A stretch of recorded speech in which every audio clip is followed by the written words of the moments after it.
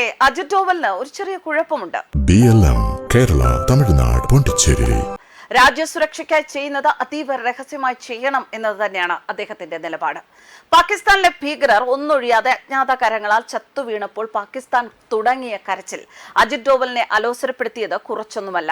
നിസ്സാരമായി തങ്ങളുടെ ഭീകരരെ ഇന്ത്യക്കാരായ അജ്ഞാതർ ബൈക്കിൽ വന്ന് കൊന്നുപോകുന്നു, ഈ അജ്ഞാത സംഘം ഇന്ത്യയുടേത് എന്ന് അവർ ആവർത്തിച്ച് പറഞ്ഞപ്പോൾ അജ്ഞാതനുമായിട്ടുള്ള നയം മാറ്റുകയാണ് ഇന്ത്യ. അങ്ങനെയാണോ? കുടിക്കുന്ന വെള്ളത്തിലും ഭക്ഷണത്തിലും ഇരു ചെവി അറിയാതെ വിഷം. ഇനിയിപ്പോൾ അജ്ഞാതനെ ഭയന്ന് വിറച്ച് ഭക്ഷണം പോലും കഴിക്കാൻ ഭയന്ന് സ്വയം പട്ടിണി കിടന്ന് ഭീകരർ ചത്തോളും. എങ്ങനെയുണ്ട് അജിത് ഡോവലിന്റെ മിസ്റ്റീരിയസ് ടെക്നിക്? ഇന്ത്യയിലെ നമ്മുടെ പിഞ്ചു കുഞ്ഞുങ്ങളെ കൊല്ലാൻ പ്ലാൻ ഉണ്ടാക്കുമ്പോൾ അവരുടെ അന്ത്യം അവരുടെ നാട്ടിൽ, അവരുടെ പള്ളിയിൽ, അവരുടെ തളികയിൽ തന്നെ തുടങ്ങുന്ന മിസ്റ്റീരിയസ് ടെക്നിക്.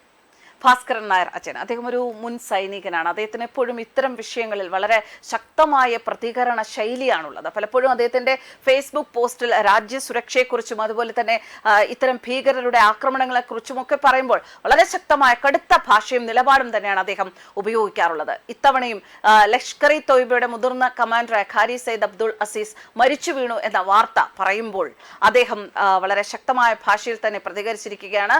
ഇന്ത്യയുടെ സുരക്ഷ എന്ന് പറയുന്നത്, സുരക്ഷാ തന്ത്രങ്ങൾ എന്ന് പറയുന്നത് പാകിസ്ഥാന് സ്വപ്നം കാണാൻ പോലും കഴിയുന്നതിനപ്പുറമാണ് എന്ന് അദ്ദേഹം പറയുന്നു. എന്തായാലും ആ പോസ്റ്റ് വായിക്കാം. ഖാരി സയ്യിദ് അബ്ദുൾ അസീസ് ഛർദ്ദിച്ചു വീണ് ചത്തു എന്ന് പാകിസ്ഥാൻ ചാനലുകൾ തന്നെ പറയുന്നു. ഓർമ്മയുണ്ടോ? ഇതിനു മുൻപ് ഹാഫിസ് സയ്യിദിന് പോലും ഇതുപോലെ ഭക്ഷ്യവിഷബാധ ഏറ്റു എന്ന വാർത്തയാണ് വന്നത്. Heart attack factor. എന്തുകൊണ്ടാണ് പാകിസ്ഥാനിൽ തീവ്രവാദി നേതാക്കൾക്ക് ഹാർട്ട് അറ്റാക്ക് വരുന്നത്? ഭുട്ടാവി ഷേഖ് പുര ജയിലിൽ ചത്തു, ഹാർട്ട് അറ്റാക്ക് കാരണം. അസം ചീമ ഫൈസലാബാദിൽ ചത്തു, അതും ഹാർട്ട് അറ്റാക്ക് കാരണം. ഇപ്പോൾ ഇവനും. ഇത് ഹാർട്ട് അറ്റാക്ക് അല്ല, അജിത് ഡോവലിന്റെ ഹാർട്ടിൽ തറയ്ക്കുന്ന അറ്റാക്കാണ് എന്ന് പാക് ജനത തന്നെ പറയുന്നു. പള്ളിയിലെ ഭക്ഷണത്തിൽ ആര് വിഷം കലർത്തി? പള്ളിയിൽ ഭക്ഷണം കഴിച്ചാൽ ചാകും എന്നായാൽ ഇനി ആരും ലഷ്കർ ഇ തോയ്ബക്കാരന്റെ കൂടെ ഭക്ഷണം കഴിക്കാൻ പോകില്ല. ഇത് അകത്തെ ശത്രുതയാണോ? ISI തന്നെ അവരുടെ പഴയ ചവറുകളെ ക്ലീൻ ചെയ്യുകയാണോ? അതോ അജ്ഞാതരായ ആൾക്കാർ ഭക്ഷണത്തിൽ എന്തെങ്കിലും കലർത്തിയോ? സോഷ്യൽ മീഡിയ സാമ്രാജ്യം തകർന്നു. അദീൽ അസ്ലം ചത്തതോടെ ലഷ്കർ ഇ തോയ്ബയുടെ ഓൺലൈൻ പ്രൊപ്പഗൻഡ മെഷീൻ പകുതി നിലച്ചു എന്ന് പറയും. ഇനി ആർ ട്വീറ്റ് ചെയ്യും? ആര് ഫേക്ക് വീഡിയോ ഉണ്ടാക്കും? അവർ ഇന്ത്യയിലെ നമ്മുടെ പിഞ്ചു കുഞ്ഞുങ്ങളെ കൊല്ലാൻ പ്ലാൻ ഉണ്ടാക്കുമ്പോൾ അവരുടെ അന്ത്യം അവരുടെ നാട്ടിൽ, അവരുടെ പള്ളിയിൽ, അവരുടെ തളികയിൽ തന്നെ തുടങ്ങും. ഇത് തുടക്കം മാത്രം. വലിയ ലിസ്റ്റുണ്ട്. അടുത്ത ഹാർട്ട് അറ്റാക്ക് ആകാൻ കാത്തിരിക്കൂ. നീ വിതച്ചത് നീ തന്നെ കൊയ്യും. ഇത് പ്രകൃതി നിയമമാണ്. നീ കഴുകനെ പോലെ ഉയർന്നാലും നക്ഷത്രങ്ങളുടെ ഇടയിൽ കൂടെ വെച്ചാലും അവിടെ നിന്ന് ഞാൻ നിന്നെ ഇറക്കും എന്നത് യഹോവയുടെ അരുളപ്പാട്.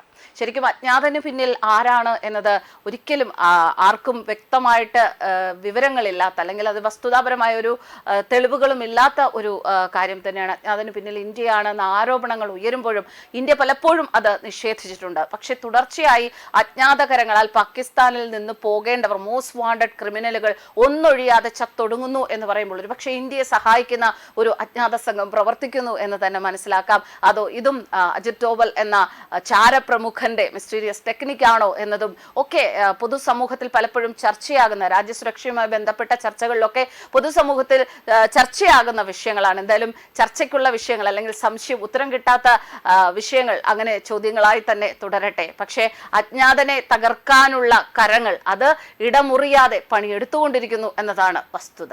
ന്യൂസ് ഡെസ്ക് കർമ്മ ന്യൂസ്.